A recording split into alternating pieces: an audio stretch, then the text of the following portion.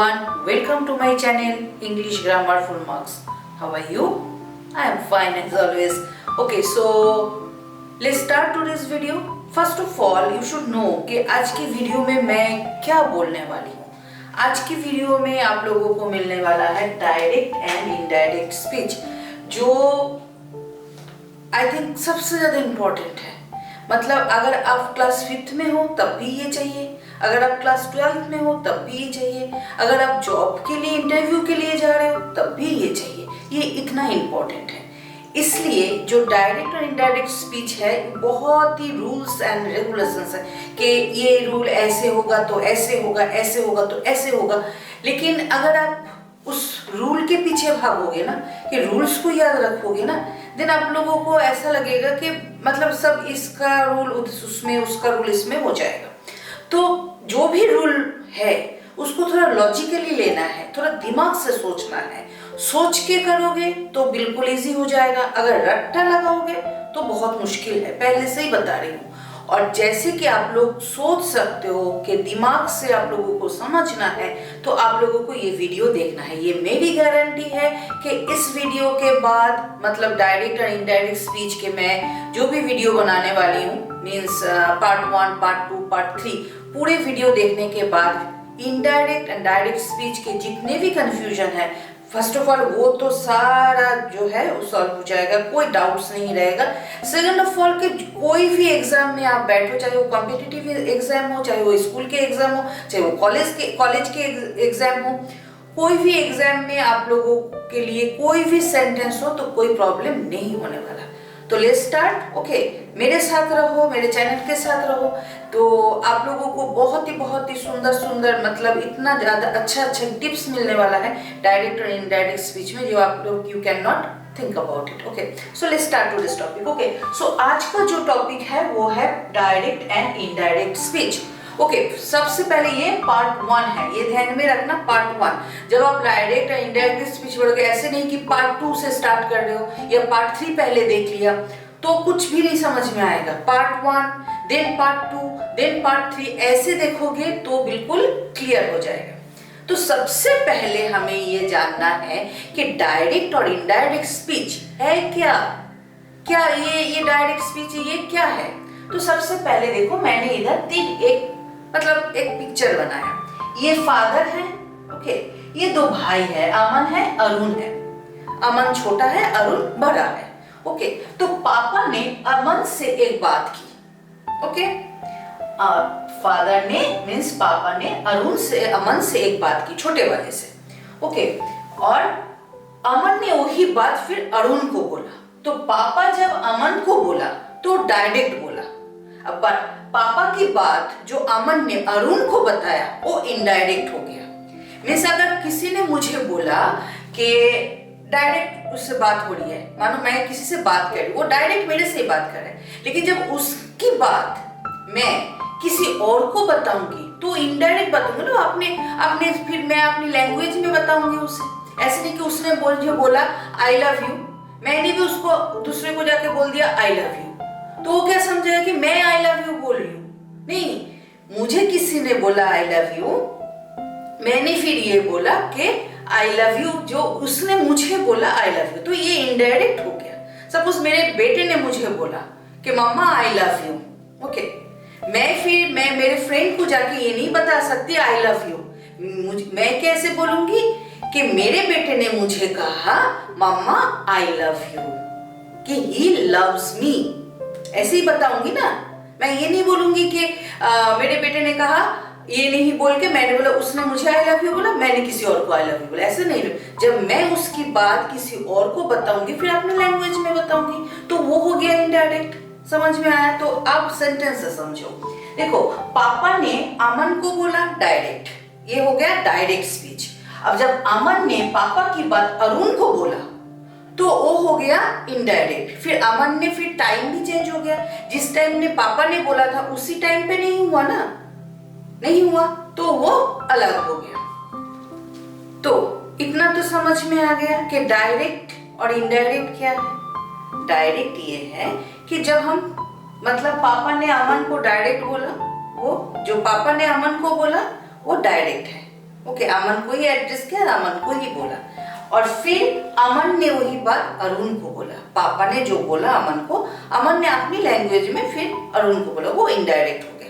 तब अब ये क्वेश्चन है कि कैसे समझोगे कि ये जो स्पीच है ये डायरेक्ट स्पीच में है और ये जो है ये इनडायरेक्ट स्पीच है। हमेशा देखोगे कि पापा said comma inverted comma start I have got a bat for you, ये अमन को बोला। तो पापा से जैसे कॉमा इन्वर्टेड कॉमा हो जिसमें, वो डायरेक्ट स्पीच है। ओके, और जो जिसमें ये नहीं होगा, दैट लगा होगा, अगर मानो इसको हमने इनडायरेक्ट बनाना है तो कैसे करेंगे? तो पापा से कॉमा को की जगह आ जाएगा that he had got a bat for। अब देखो ये जो आई है, आई कौन है? आई पापा है। पापा नहीं बोला ना, आई मतलब जब अमन ये बात अरुण को बताएगा तो फिर वो, अब वो तो पापा हुए ना, पापा के बारे में बात कर रहे हैं अभी अमन। तो पापा जैसे मेल है तो हमें पता है, हमने पहले भी पढ़ा है कि मेल के लिए ही आता है प्रोनाउन। ओके, तो इसीलिए हम नहीं लिखा। अगर मानो पापा की जगह मदर होती, मम्मा होती तो हम ऑब्वियसली शी लिखते। अब देखो इसमें बोला गया है फॉर यू, यू मीन्स कौन है? अमन है, मीन्स अमन बोल रहा है। तो क्या है? पापा said that he had got a bat for me, Aman बोल रहा है ना ये, तो ये मी आ जाएगा। क्लियर हो गया? समझ में आ गया? अब देखो दूसरा जो है कि इसमें जो ये जो सेंटेंस है, इस सेंटेंस में कितने कुछ सीखने के लिए है। पहले तो ये जो है इसको हम मिटा दे। ये पार्ट जो है, जो पापा से मीन्स कॉमा से पहले जो पार्ट है वो है reported verb. Okay, reporting verb या रिपोर्टेड वर्ब। ओके, फिर जो ये वाला पार्ट है, दूसरा वाला पार्ट है, वो क्या है?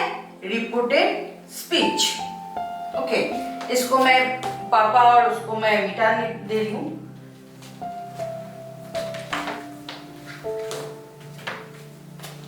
तो ये है रिपोर्टिंग वर्ब और ये है, ये पोर्शन जो है वो है रिपोर्टिंग स्पीच। ओके, मैंने आरवी और आर एस लिखा है, समझ लेना। ओके, तो अभी देखोगे जो आरवी और आर एस, ये बहुत इंपॉर्टेंट है कि जब हम टेंस का चेंज करेंगे, डायरेक्ट से इनडायरेक्ट में जाएंगे, तो जैसे कि आरवी होगा मींस रिपोर्टिंग वर्ब होगा, उसी हिसाब से चेंज होगा। तो ये जानना बहुत जरूरी है सॉरी, कि रिपोर्टिंग वर्ब कौन सा पार्ट है, रिपोर्टिंग स्पीच कौन सा पार्ट है। ये हो गया। दूसरा चीज हमने सीख लिया क्या है कि डायरेक्ट और इनडायरेक्ट स्पीच में कि रिपोर्टिंग वर्ब कौन सा है और रिपोर्टिंग स्पीच कौन सा है। क्लियर हो गया? सेकेंड, देखो कभी कभी जैसे आता है, जैसे मैंने इधर लिखा पापा से। अब पापा सेड में हमारे कोई ऑब्जेक्ट नहीं है, और पापा सेड में कोई ऑब्जेक्ट नहीं है, लेकिन सेकंड सेंटेंस में देखो मोना सेड टू नितिन, इसमें मोना सेड टू नितिन, इसमें ऑब्जेक्ट है। तो इसमें क्या प्रॉब्लम होगा?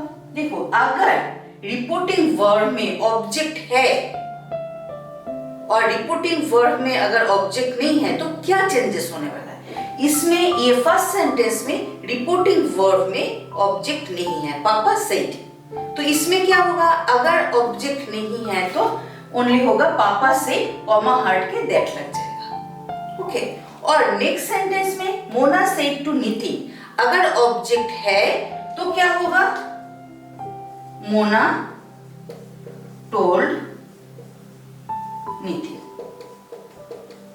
आप सिर्फ इतना देखो, आप लोग सिर्फ इतना देखो, अभी बिल्कुल मतलब ऐसे नहीं कि एक बार में घुस जाओ, पूरा कुछ समझ में नहीं आएगा। सबसे ये देखो कि कहाँ हमें सेड लिखना है और कहाँ हमें सेड ना लिख के टोल्ड लिखना है। ये बहुत इंपॉर्टेंट है, बहुत कंफ्यूजिंग है। पूरा सेंटेंस सही करने के बाद भी आप लोगों को जो इनडायरेक्ट सेंटेंस गलत हो जाता है सिर्फ सेड और टोल्ड की वजह से। तो सिंपल है, अगर रिपोर्टिंग वर्ब में ऑब्जेक्ट है तो टोल्ड आएगा, अगर ऑब्जेक्ट नहीं है तो से और कॉमा के लिए दैट, इसमें भी कॉमा के लिए दैट आएगा लेकिन इसमें टोल्ड आएगा। ओके, मोना टोल्ड नितिन, मोना ने किसको बोला? नितिन को बोला। आई एम टायर्ड, कौन टायर्ड है? मोना, मोना की बात हो रही है। तो मोना इसमें Nitin that she means Mona की बात हो रही है ना। आई मतलब मोना खुद को बोल रही है, तो मोना एक फीमेल है तो मोना के लिए शी आएगा। तो शी, अब देखो जब मोना ने बात की थी, मोना ने कब बात की थी और वो बात जब नितिन आगे बता रहा है तो टाइम तो चेंज हो गया ना। अभी जो हो रहा है इसके बाद अगर मैं ये बात किसी को बोलूंगी, जैसे अभी मैं टीचिंग कर रही हूँ, अभी मानो आफ्टर 15 मिनट्स अगर मैं किसी को ये बोलूंगी, तब ये नहीं बोलूंगी मैं टीचिंग कर रही हूँ, तब मैं क्या बोलूँ? मैं टीचिंग कर रही थी, मीन्स वो पास्ट हो जाएगा। तो वैसे ही मोना ने जब बोला तब वो टायर्ड थी, लेकिन जब नितिन ये बात किसी दूसरों को बता रहा है तो वो क्या हो जाएगा? पास्ट हो जाएगा। तो शी वॉज टायर्ड। समझ में आया? ओके, तो इस वीडियो में हम लोगों ने क्या क्या सीखा? पहले तो हमने ये सीखा डायरेक्ट और इनडायरेक्ट क्या है। मैंने ये जब पापा ने बोला अमन को कि मैं तुम्हारे लिए एक बैट लाया हूं, फिर अमन ने वही बात जब अपने भाई अरुण को बताया तो क्या बोला? कि वो पापा ने बोला कि वो मेरे लिए एक बैट लाया है। हो गया इनडायरेक्ट। ओके, पापा की जगह वो आ गया। ओके, यू की जगह मी आ गया, मीन्स मेरे लिए लाया है। ओके, तो समझ, इतना तो समझ में आ गया कि डायरेक्ट क्या है, इनडायरेक्ट क्या है। अब डायरेक्ट और इनडायरेक्ट जो आपके पास जब आएगा तब आपको समझ में कैसे आएगा कि इनडायरेक्ट में है डायरेक्ट में। बहुत बच्चे कंफ्यूज होते हैं। देखो, डायरेक्ट में कॉमा भी होगा, इन्वर्टेड कॉमा भी होगा, वो डायरेक्ट स्पीच हो जाएगा।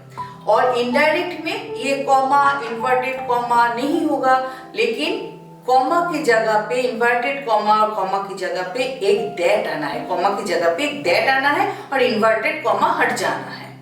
समझ में आ गया?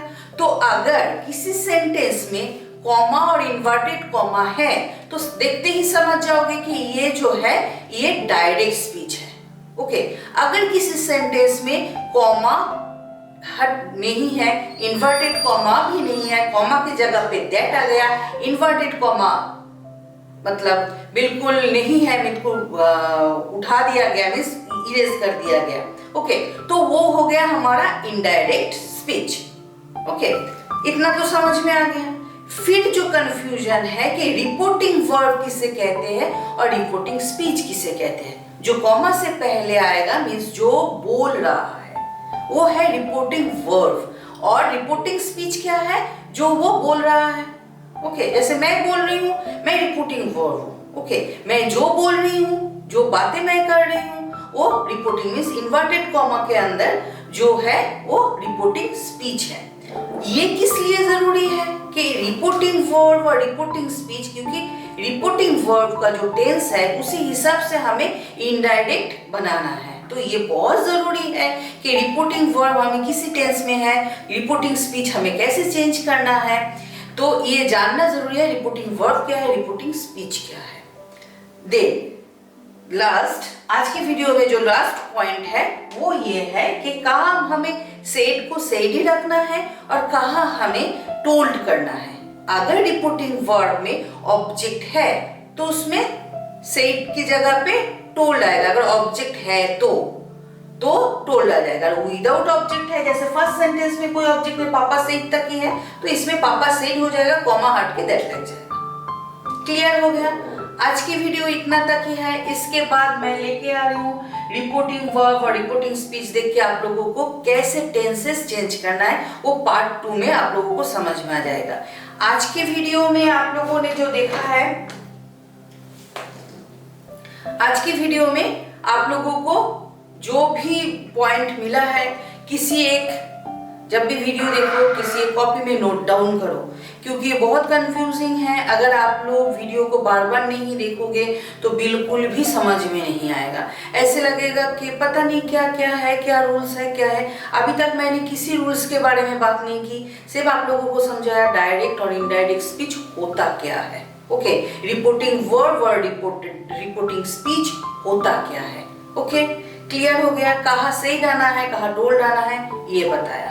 तो इतना याद करो, प्रैक्टिस करो, और नेक्स्ट वीडियो में मैं आप लोगों को बताऊंगी कि इसको डायरेक्ट टू इनडायरेक्ट और इनडायरेक्ट टू डायरेक्ट कैसे चेंज होता है। जो एग्जाम में जैसे क्वेश्चन आता है कि एक डायरेक्ट सेंटेंस दे दिया गया, उसको आपको कन्वर्ट करना है इनडायरेक्ट में, या इनडायरेक्ट दे दिया, मोस्टली डायरेक्ट से इनडायरेक्ट करना ही होता है, लेकिन अगर इनडायरेक्ट से डायरेक्ट हो वो भी मैं सिखाने वालों को, मैं छोड़ने वाली कुछ भी नहीं, क्योंकि मैंने पहले ही बोला ये जो ग्रामर चैनल है इसमें ग्रामर आप लोगों को डिटेल में मिलने वाला है। तो आज के लिए इतना ही, मिलते हैं नेक्स्ट वीडियो में। Bye bye, see you, love you all.